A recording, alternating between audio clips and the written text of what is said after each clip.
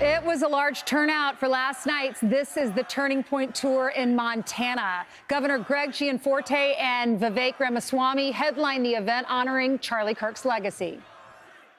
He used to say again and again that the greatest weapon against lies is not censorship, it is truth spoken with courage. That was Charlie's Valley Forge. And even when the bullets came at him, he was still fighting with words, not weapons. That is the beauty of his legacy.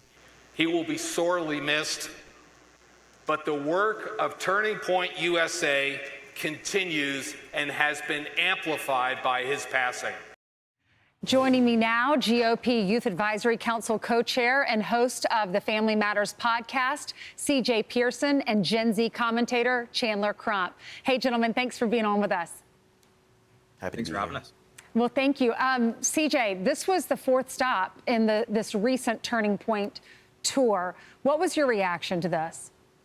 Well, our reaction is simple. While the left may have killed one Charlie Kirk, what they did not expect, what they did not anticipate is that they would create 1,000 and millions of more all across the country. You have young people now who are not just rising up politically, they're rising up spiritually and becoming the men that the Bible commands us, calls us to be. People are fired up about this moment in America to take back our country, to do what is right, to right the direction of this ship. And I got to say that this is exactly what Charlie would have wanted. He would want all of us to embody the values and the fervor and the passion and love for this country that he did. And it's so good to see him do, so many young Americans pulling up that mantle and doing exactly that. It's a packed house there. Look at this video.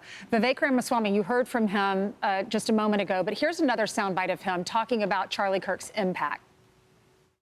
For years, college students with conservative views, like many of you, were taught to shut up, sit down, and keep their views to themselves. But thanks to one man, we reached a new dawn in this country. Young conservatives, like many of you, started to feel free to speak in the open again as proud Americans. You showed up at the ballot box last November in unprecedented droves to re-elect Donald Trump to his second term as U.S. president. You all did that. He's not wrong. CJ, I know you started being interested in politics at 12 years old. And Chandler, you were interested at 14 years old. You first engaged in Turning Point with the Young Black Leadership Summit, and you became friends with Charlie Kirk. What did he tell you? He told me exactly what Vivek says that he told everybody, that it doesn't matter how old you are, how young you are, the color of your skin, you can stand up and you can speak truth to power. He told me that at the age of 14. He was 25 years old at the time, and he kind of exemplified everything I wanted to be. I wanted to be involved. I wanted to be engaged. I wanted to fight for truth, spread truth, and save America. And he told me it didn't matter that I was 14. I could do just that. CJ, there's a new study about 1 in 7 people age 18 to 24 report not being engaged in school, training, or work. But when it comes to going to church, the pattern has shifted. Gen Z and millennials, most reliable churchgoers. 5 years ago, most in those generations were going one church service a weekend per month. 5 years later, it's 2 weekends per month. Why is that?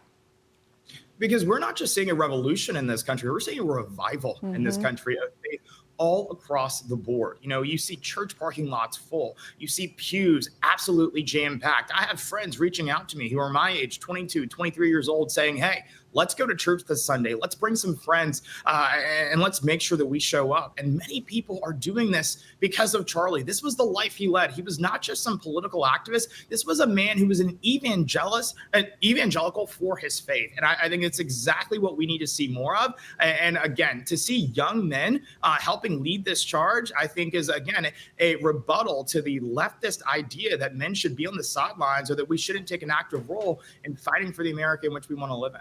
Chandler, what does it say about what young people are interested in? Might not be as interested in work or school, but definitely they are in church.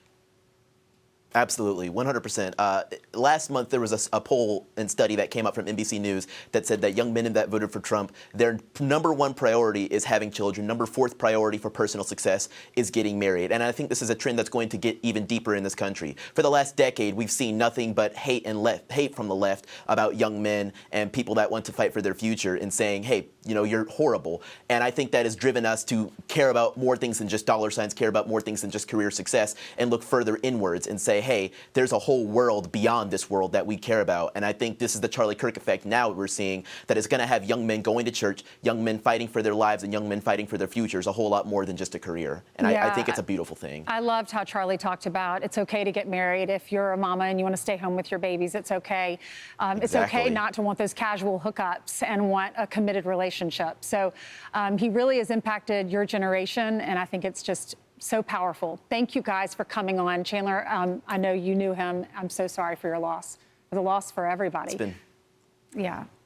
God bless. Thank you. I'm Steve Doocy. I'm Brian Kilmeade. And I'm Ainsley Earhart. And click here to subscribe to the Fox News YouTube page to catch our hottest interviews and most compelling analysis.